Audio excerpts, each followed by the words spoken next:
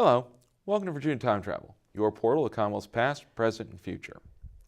Hollywood is oftentimes looking at different major historical events, and in creating their own stories of it, we sometimes seem to forget that Hollywood likes to create its own version of history, while the actual events of history are far more dramatic.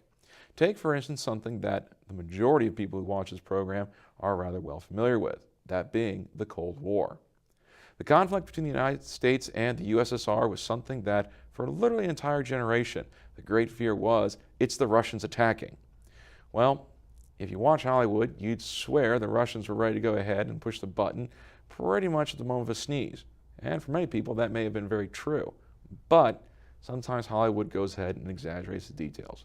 To help clarify some of the events of the Cold War, specifically that of the atomic weapons themselves, is joining me our guest today, Jim DePiro, who is curator of the Cold War Museum. Or John, excuse me, I'm so sorry about that. But John, welcome to the show. And first off, the Cold War Museum, obviously we know it's about the Cold War. Yes. But I don't know the first thing about the museum itself. Well, the museum started in an interesting way. It all started in the cafeteria at George Mason University. And Gary Power's son, Gary Jr., was working on a degree there, and he remarked with a friend of his that no one was writing roadside markers for the Cold War. So they decided that day that they would do something about that. And they conceptually founded the Cold War Museum. For about 15 years, it was an online thing. Had no building. They sponsored anniversary events. They did the spy tours of Washington. But then about 3 years ago, it apparently the timing was right. So about 3 years ago, we went to a brick and mortar museum. Now, when we look at the Cold War, this is something that I myself remember from basically the tail end of the war itself, where it was pretty much assured the United States was going to win this war. We just didn't know when. Meanwhile, for those the generation before me who lived throughout basically the whole event, it was a question of when will the bomb drop? And so when we think about nuclear weapons, especially today with terrorism, what would you say is the biggest difference between the principle of a terrorist having it versus the Soviets during the Cold War? What would you say is the biggest difference here? Well, that's an interesting question because what you're doing is you're pulling the question into the present. Mm-hmm. And so what can we learn from the past about what's going on in the present? And that's very interesting. And indeed, it is the focus of our museum. Even though we cover the 50-year period that's the Cold War, all of our exhibits are then extrapolated to talk about what's going on in the present. So as an example, the first exhibit that you would see at our museum is dealing with civil defense. We actually have the civil defense headquarters for the city of Washington, D.C. set up in our museum. And when they closed the program down in the 90s, they said to us, you can take anything out of the building you want, and we went out the door with all the stuff. So we've rebuilt it there. Interestingly enough, we had an incident not so long ago where a civil defense capacity might have been very useful. And that was August the 11th at 1 o'clock in the afternoon, 2011. And what happened that day was the earthquake down in Mineral, Virginia. Now, it damages the Washington Monument 85 miles away. 11 miles away is is North Anna 1, North Anna 2 nuclear power stations. And so that whole thing then, the nuclear power station went into the emergency mode. They would shut the plant down. They would go on emergency power. A whole series of things happened there. Interestingly enough, there was no power outage. So all the work that they did programming computers, and this had to be done by a computer because it was too fast for a human being to do, went out all over the East Coast and said to all the other power producers, give us everything you've got. We're in a shutdown mode, and it all worked. So when you ask people what happened that day, they give you a quizzical look. Now, had that system not worked, then we may have needed a civil defense thing where we would have had teams who could go out and do Geiger counter surveys to figure out where the bad stuff is and where the bad stuff isn't, and how do we handle all that. Our capacity to do that was actually quite robust during the Cold War, and it's actually quite lean now. Now, considering that you said it's lean now and robust then, let's go back to the then. And let's start with the obvious question. World War II ended in 1945. Okay. We've beaten the Nazis, we've beaten the Japanese Empire. United States #1, world's at peace, huzzah, huzzah. And then all of a sudden, you got Churchill, Patton, MacArthur. They're all looking over at the Soviet Union. They're saying, we're still mobilized. Let's go. So effectively, when does the Cold War begin? The Cold War, a variety of people will give you a variety of answers. Our answer is that the Cold War begins the day we drop the first atomic bomb. And here's the reason. There are only about 100 cities in Japan big enough to warrant being dropped a bomb on them.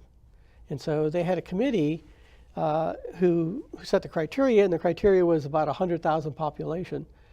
So what would happen is that as the war was going on, the Allies would bomb these Japanese cities.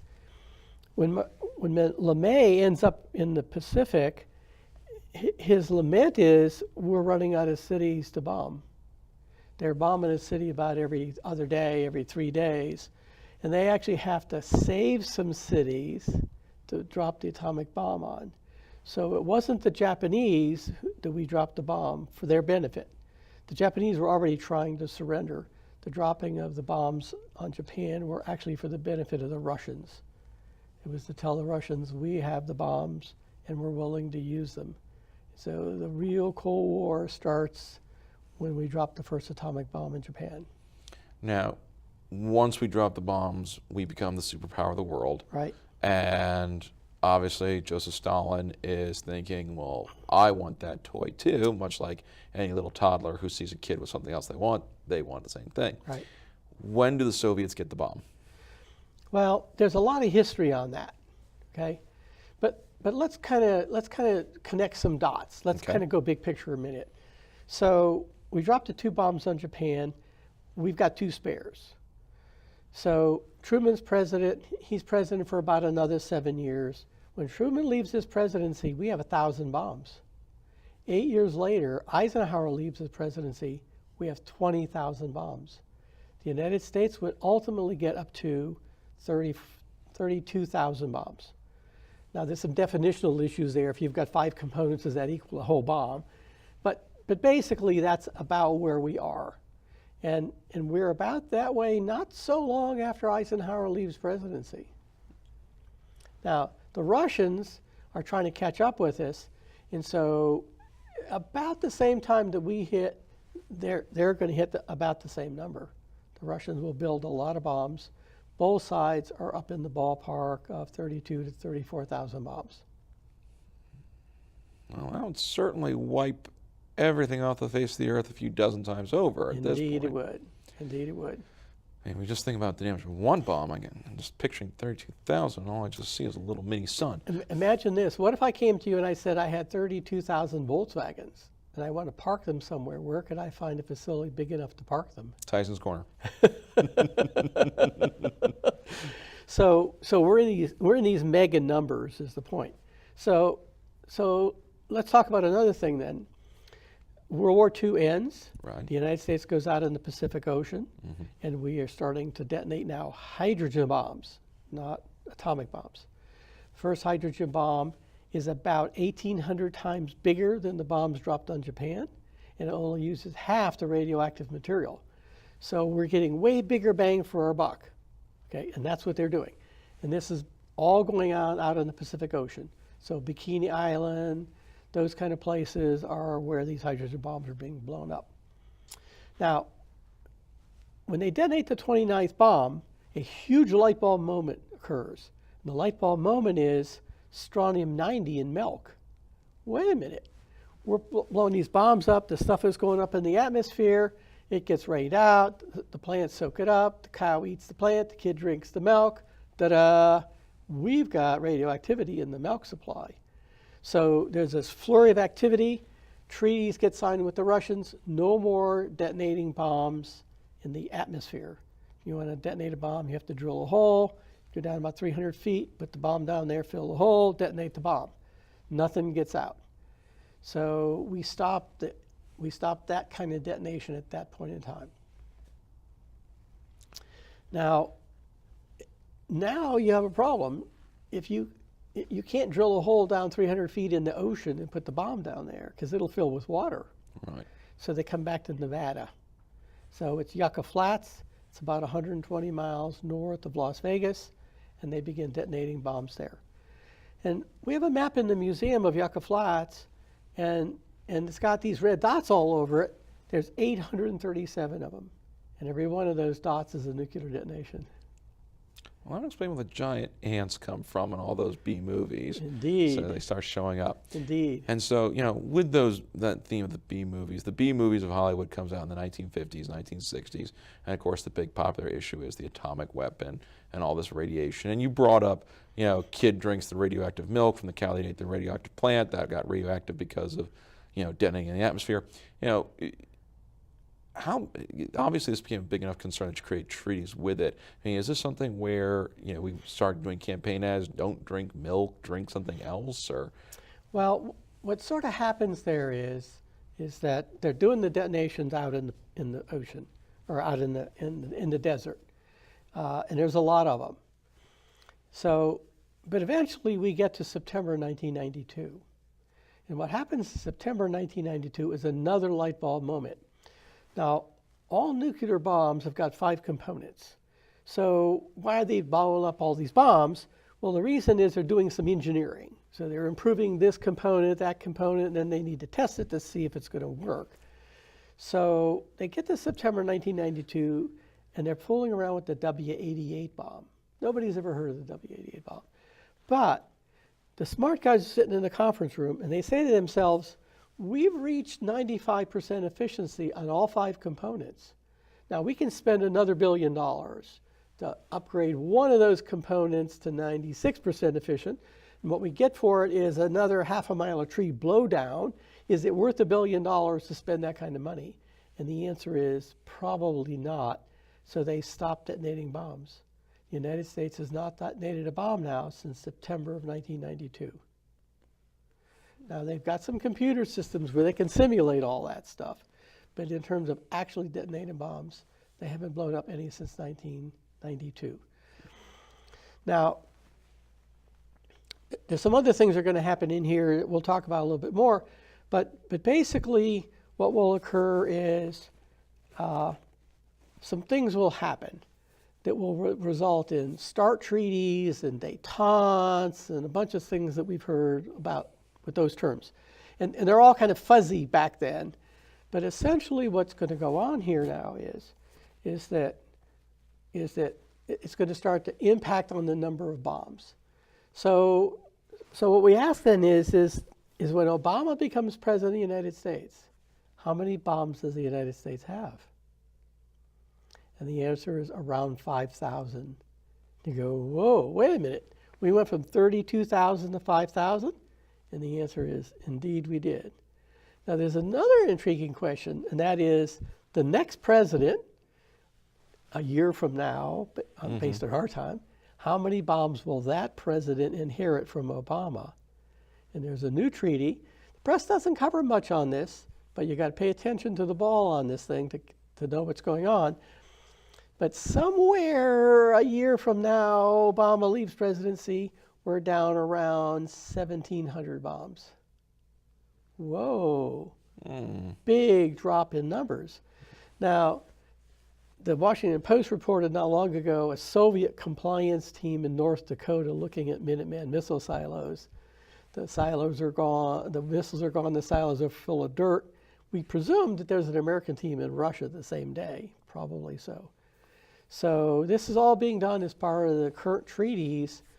Not a lot of discussion going on about this. It's pretty quiet. Yeah, it is pretty quiet. But we think about the fact that we escalated up to a certain point. Now we've de-escalated down. to virtually nothing. So I guess the big thing is the event that started it all would have been from in the 1960s, John F. Kennedy's presidency in 1962, that being the Cuban Missile Crisis. Yeah, we probably should talk about when were so there's a question, a Cold War question, which is how close did we come to having an actual nuclear war? And so there were two primary times. The first of those was Cuban Missile Crisis. Now, it's not the part of it that you think about. What it has to do with is Kennedy draws a line in the sand and he says to the Russians, you come south of this line, we're going to have a fight. The Russians have a sub south of that line already. So what will happen is the Navy knows exactly where she's at. They drop 5 destroyers on top of her. They start dropping practice depth charges in the water around her. She's an old technology Foxtrot class sub.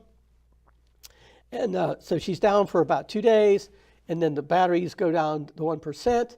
The temperature in the boat climbs to 140 degrees, and they've had it. The captain gets on the intercom and he says, men, this is the day we all die. They've got us. And he's got 1 nuclear torpedo on board. And he initiates a countdown to fire of that 1 torpedo. On board the boat is a guy named Vasily Arkhipov. He's actually hitching a ride from Russia down to Cuba. Should have went by air. He'd have been there 2 weeks ago. Mm-hmm. He goes, wait a minute. The Russians' policy is that captain can shoot that round if he feels adequately threatened. But the Americans, only the president can release a round. So if you fire that round, the Americans will assume that Moscow authorized it, and Moscow won't survive the hour. So Vasily Arkhipov shuts down that nuclear release and probably saved more lives than any other human being in the history of the world. We've talked to the guys at the Russian embassy about this. His birthday is January the 30th, and we said there should be a cake and a birthday, and we should commemorate this guy because he saved more lives than any other human being in the history of the world. The second time that it came close was, there's a book out called Red Rogue Star, and it deals with a rogue Russian submarine that actually fires a nuclear missile at Hawaii. Okay, U.S. official policy is they fired a nuclear round at Hawaii. What they didn't know is that Sam Nunn, senator, had put this program together to put fail-safe items on the Russian nuclear arsenal. And so at the construction of the missile, the black box was installed, the sub fires the missile, the black box explodes the missile as soon as the sub leaves the chamber. That's the sub that would ultimately be recovered by the Glomar Explorer, which Howard Hughes, actually it was Lockheed. Howard was a cover story. Mm-hmm. But they build this huge ship and they go to the bottom of the ocean, 16,000 feet down, and they bring the Russian sub up. Mm-hmm. Now the cover story is they only got half of it up. There's some guys who are now saying, well, actually they got the whole thing up. They just don't want to tell the Russians that they did. Well, understandably so. Interestingly enough, they provide the Russians film of us burying their sailors at sea. Now they're radioactive because there was radioactivity on the sub. And they also provide the Russians the ship's bell. So just in case you thought that was a Hollywood production, they gave them the ship's bell to validate that, yes, indeed, we got that sub up. Okay. Well, because, when we think about Hollywood, they do come up with their own different versions of history. One film that recently came out was Bridge of Spies. Indeed. And we were discussing that a little bit before the show, and you had mentioned one of the people involved with that program was also heavily involved with the museum, and that was Gary Powers Jr. Yes, Gary Powers Jr. was the co-founder of our museum, and he's our emeritus, and we love this guy. And he helped work on the script. He went to New York and worked with the Coen brothers on the script for the movie. So what will happen is a thank you, Disney and DreamWorks gave us a 250-seat theater showing of the movie. And so it went out to our mailing list. So we had 12 U-2 pilots in the room. And in the movie, there's a guy, Lieutenant Anderson, whose job is to identify Powers when they're doing the swap. We had the actual Anderson in the room. Oh, wow. And we had Gary Powers' 2 kids, and then the daughter of the character that Hanks plays, the lawyer. Mm-hmm. The actual daughter of the actual guy was there. So this was a really great event to get that many people together in the room at one time who are all part of that. Now that had to have been just a sight to behold. Yeah, it was. And so, so when you look at the Cold War, you know, I guess the big question right now is, where's the museum? You know, Yes. Well, it's an amazing thing. It's a crowdsourced museum. So all the exhibits in the building walk through the door. And the thing is, there are Cold War warriors all around here. And so they walk in the door and they'll look at a picture of something and say, I've got one of those in my garage. And the next thing you know, the next day we've got the item. So it's been a phenomenon. Mm-hmm. And a life-altering experience. So, for example, I had 3 ladies came in not too long ago. There was a grandmother, a daughter, and the granddaughter. And they said, do you have anything on the privateer? Well, the privateer was the first of the Ferret flight airplanes that the Russians shot down. That was April 30th, 1950. And so we talked about it for a little while. Then the elder lady says, now, you know, my husband was the pilot of that airplane. You go, whoa. But then she says, but his best friend came to him and said, can we switch missions? And his best friend took the mission that day. Oh, wow. To be shot down, never seen again. So then we started hunting. Well, then it turned out that there was a whole series of things that happened. Gorbachev comes along and perestroika and all that stuff. And so the wife goes to the Soviet Union. They put pictures in a couple of Russian magazines, and they get a hit. She goes to the prison that her husband had been interred in. And now the Russians go dumb on her. Mm-hmm. They go quiet. So what a phenomenon to have people. So our goal isn't to portray the hardware of mm-hmm. the war. And we have several exhibits on airplanes that were shot down where we have pieces of the aircraft.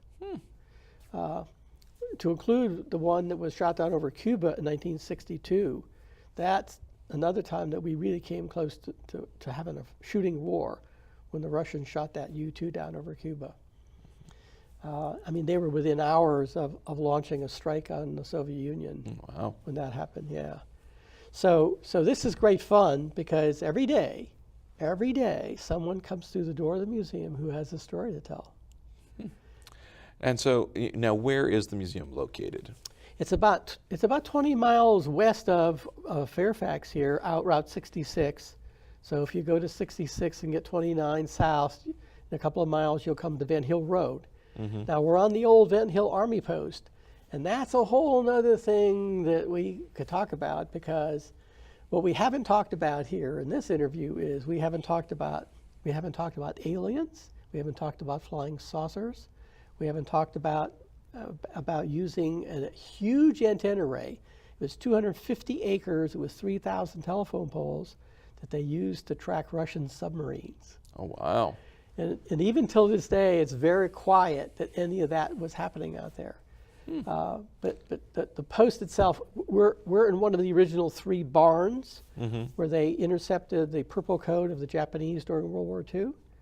And they decrypted all of that stuff.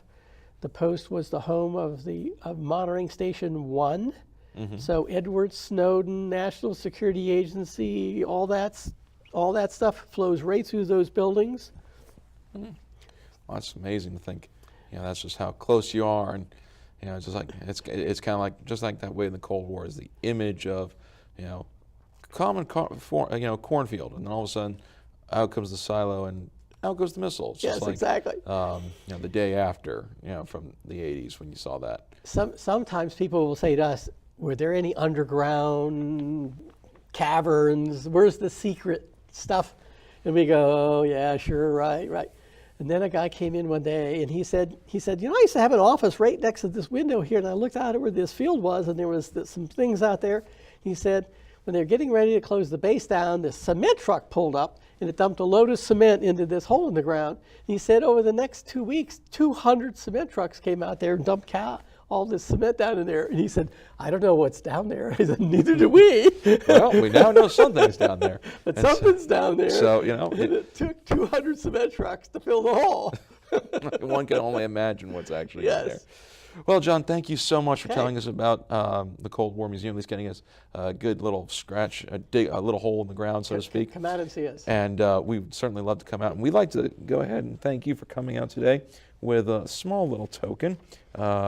It doesn't quite deal with the Cold War, but it certainly does deal with Northern Virginia, historic cemeteries of Northern Virginia. Thank you very much.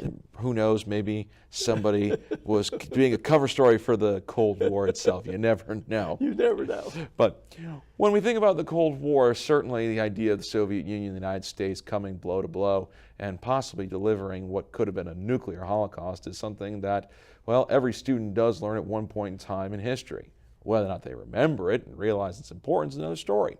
But we hope today we've gone ahead and enlightened some folks about just how close we came to a nuclear war and the fact that you can learn more about it here in Northern Virginia. To learn more about the Cold War Museum, visit our website, www.timetravel21.com, or email us at timetravel21@yahoo.com. This has been Virginia Time Travel, your portal to Commonwealth's past, present, and future, reminding you that sometimes things aren't always as they appear to be.